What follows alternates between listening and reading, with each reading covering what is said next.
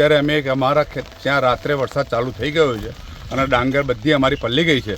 અમારા ગામની અંદર 350 400 વીઘા ડાંગર છે. હજુ 50 વીઘા ડાંગર ગામમાં લેવાય નથી. એ પહેલાં તો વરસાદે અમને બધાને રોડાઈ દીધા છે અને અમારા પાસે ઢોરોને ખાવા માટે ઘાસ પણ ચારો નથી વધ્યો કે નથી પબ્લિકને ખાવા માટે ડાંગર વધી. અમે જેટલી મહેનત કરી છે આજે અમને કશું મળ્યું નથી. 1 વીઘે 15 થી 17 હજાર રૂપિયા અમે ખર્ચો કર્યો છે.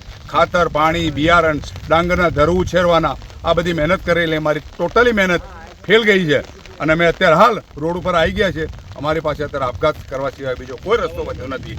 હવે અમે ખેડૂતનો દાંત અમારી એને કોઈ સરકાર કોઈ વસ્તુ સાંભળવા પણ તૈયાર નથી અને સરકાર અમને કંઈ પણ સહાય હજુ સુધી મળે એવી નથી અને આ માટે તાત્કાલિક સર્વે કરાવે એવી અમારી માગ છે અને અમને અમારું કંઈક આ વર્ષ અમારું ચાલે એવું કંઈક અમને ભરણ પોષણ આપે એ અમારી સરકાર જોડે માગ છે.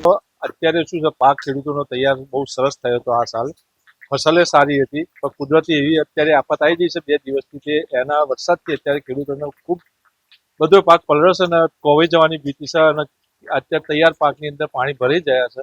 તો એ પાક ખેડૂતોને નુકસાન થાય તો એ નુકસાન માટેનું સરકાર અમને કોઈ પણ રીતે વળતર આપે અને કોઈ એની બધી કાર્યવાહી કરે એ માટે મારે સરકારને અરજ છે.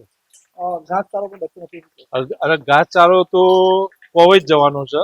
એની અંદર ઘાસચારાની અંદર શું આ પશુધન જે રાખે છે જે ખેડૂતો એમની માટે તો પૂરી અત્યારે તકલીફ છે. તો એ પશુની માટે ઘાસચારાની અત્યારે પૂરી મુશ્કેલી છે આફતના હિસાબે.